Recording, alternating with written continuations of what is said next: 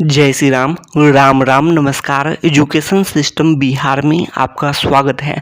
आज के इस वीडियो में बिहार टीचर बहाली 7वें चरण सीटेट बीटेट एस्टेट के बारे में कुछ ज़रूरी बातें करने वाले हैं, महत्वपूर्ण जानकारी साझा करने वाले हैं। तो आप लोग इस वीडियो में बने रहें, वीडियो को अंत तक देखें। यह वीडियो सभी विषय के शिक्षक अभ्यर्थियों के लिए महत्वपूर्ण है। 7वें चरण सीटेट बीटेट एस्टेट उत्तीर्ण अभ्यर्थियों के लिए महत्वपूर्ण है। 7वें चरण शिक्षक अभ्यर्थियों के लिए बड़ी खबर निकलकर सामने आ रही है।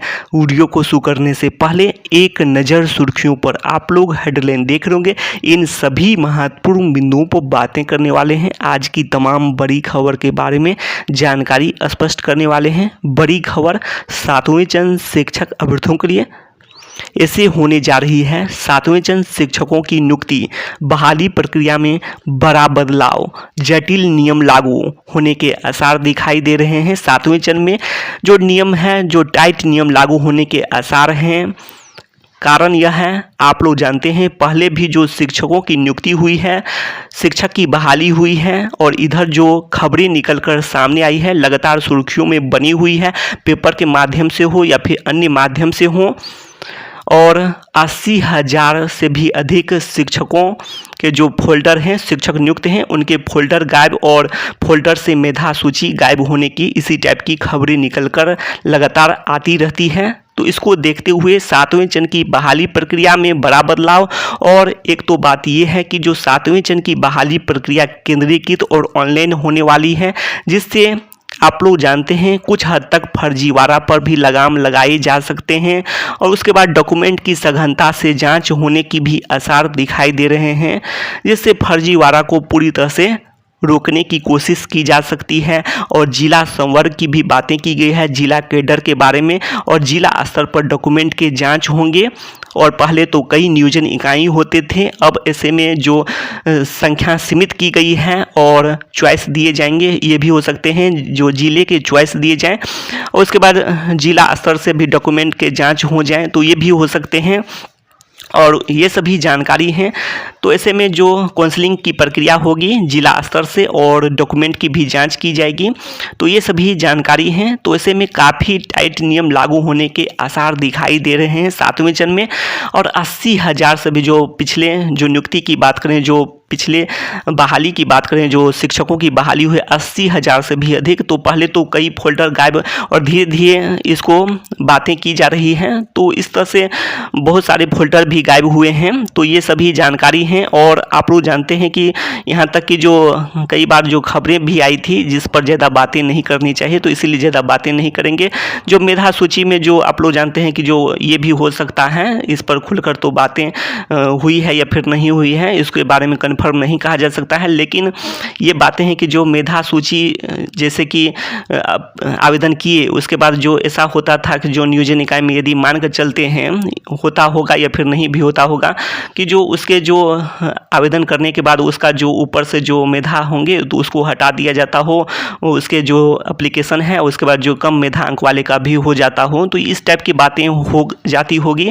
तो ये सब हो सकते हैं। लेकिन जब ऑनलाइन प्रक्रिया होने के बाद, ऑनलाइन जो बहाली प्रक्रिया हो रही है, तो ऐसे में जो इस सब बातों से भी जो ये सभी बातें नहीं होगी, और यही बातें हैं। और सभी अभ्यर्थी आवेदन ऑनलाइन करेंगे, तो सब कुछ ऑनलाइन रहेंगे, तो हटाने की जो एप्लीकेशन का बात ही नहीं आता है। तो ये भी बातें हैं।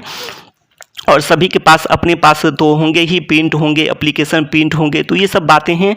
तो ऐसे में जो बहाली प्रक्रिया जो टाइट होने की पूरी आसार दिखाई दे रहे हैं। और डॉक्यूमेंट की जो जांच की बात करें, तो यह भी सघनता से इसलिए हो सकता है कि आप लोग जानते हैं जो अपलोड करने के भी हो सकते हैं कि जो डॉक्यूमेंट को अपलोड किए जाएँ, जो हैं स्कैन करके अपलोड किए जाएँ। जैसे कि जो प्रधान शिक्षक बहाली जो कि इसके लिए आवेदन लिए गए थे, तो उसमें भी ऐसा देखा गया था कि जो डॉक्यूमेंट जो हैं, तो डॉक्यूमेंट को स्कैन करके अपलोड किए जा रहे थे। जैसे कि क्वालिफिकेशन के डॉक्यूमेंट हो गए, तो क्वालिफिकेशन में जैसे कि मार्कशीट को अलग से, सभी जहां तक के आपके क्वालिफिकेशन हैं, तो उसका डॉक्यूमेंट, उसके बाद जो आपके जो सर्टिफिकेट हैं जहाँ तक आप लोग डिग्री प्राप्त किए हैं और जितना जो मांगे जा रहे हैं डिग्री, जो आपके क्वालिफिकेशन बनते हैं शिक्षक जिसमें आप लोग बहाली होना चाहते हैं, प्राइमरी में या फिर माध्यमिक उच्च माध्यमिक में अर्थात सीटेट में, या फिर सीटेट बीटेट के लिए जो प्राइमरी के लिए है सीटेट बीटेट, और स्टेट है स्टेट में अर्थात माध्यमिक उच्च माध्यमिक के लिए है, और क्वालिफिकेशन जो दिया गया था स्टेट 2019 में तो आप लोग जानते ही हैं। तो ये सभी मांगे जा सकते हैं सर्टिफिकेट के रूप में। तो ऐसे में जो फर्जीवाड़ा पर लगाम लगाए जाने की कोशिश की जा सकती है, और आप लोग जानते हैं काफ़ी फर्जीवाड़े भी हो जाते हैं। और उसके बाद जो विशेष दूत की भी व्यवस्था की जा सकती है, तो ये भी हो सकते हैं जो कि विशेष दूत की व्यवस्था की जाए।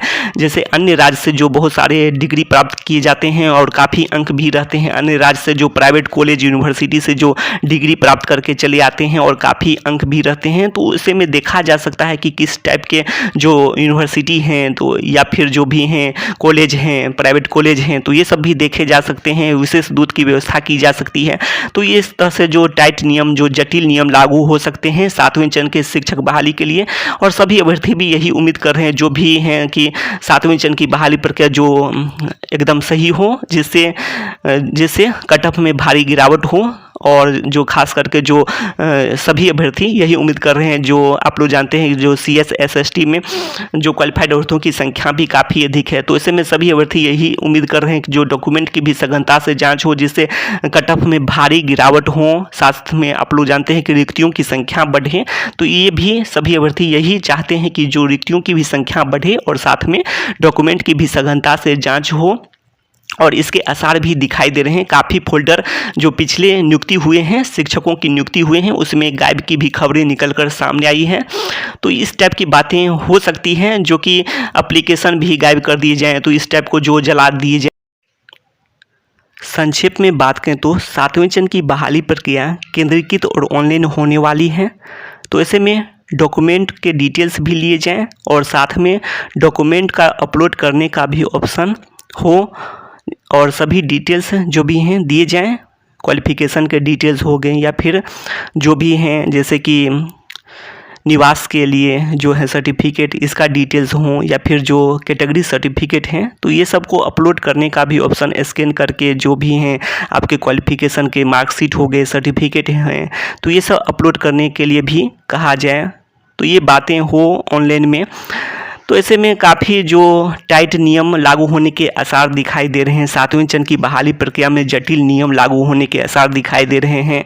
और इधर जिला कैडर की भी बातें आप लोग देख सकते हैं। नियोजन इकाई को जो भंग करने की बातें और जिला कैडर के बारे में बातें की जा रही है। इसके अलावा जो पहले से जो शिक्षक हैं उनके लिए भी जब वेतन संरक्षण का लाभ की बातें हो रही हैं, इस पर बातें कर चुके हैं। छुट्टी अवकाश के बारे में, स्टडी लीव के बारे में, तो ये सब की बातें की जा रही है। 7वें चरण की जो नियमावली में जो बड़ा बदलाव की बातें हो रही है, और सभी बदलाव आप लोग यहाँ पर देख रहे होंगे, जिस पर पिछले वीडियो में विस्तार से बातें कर चुके हैं। और ऐसे में आप लोग देख लेंगे जो आप अपना फीडबैक कैसे देंगे, तो कैसे देंगे फीडबैक एक बार देख लेते हैं। आप लोग ये सभी जानकारी देख सकते हैं। मुख्यमंत्री क्या बोले हैं, आप अपना सुझाव कैसे देंगे, तो ये बातें हैं। तो आप लोग अपना सुझाव दे सकते हैं। तो इसके लिए 2 बातें 3 बातें हो सकती हैं। अभी के अनुसार तो विधायक के माध्यम से भी दिए जा सकते हैं सुझाव। जो भी बातें हैं जनप्रतिनिधि जो भी हैं, जनप्रतिनिधि को दिया गया है। ये भी खबरें निकलकर सामने आई है, आप लोग यहाँ पर देख रहे होंगे। आ गया नई नियमावली ड्राफ्ट, तो ये आ गया है किसके पास, तो जनप्रतिनिधि के पास। तो ये भी बातें हैं। तो ऐसे में यहाँ पर भी आप लोग अपना सुझाव दे सकते हैं। तो ये भी बातें हैं। या फिर आप अपना सुझाव के लिए जो माध्यम दिए जाएंगे बाद में, जो पब्लिक डोमेन में आने के बाद, या फिर जो देखा जाएगा, या फिर जो जनप्रतिनिधि से भी फाइनल हो सकते हैं। देखने वाली बात होगी कैसे फाइनल होते हैं, तो देखेंगे आगे, इस पर आगे भी बातें करेंगे। तो आप लोग शिक्षा से संबंधित तमाम जानकारी के लिए सब्सक्राइब कर दें एजुकेशन सिस्टम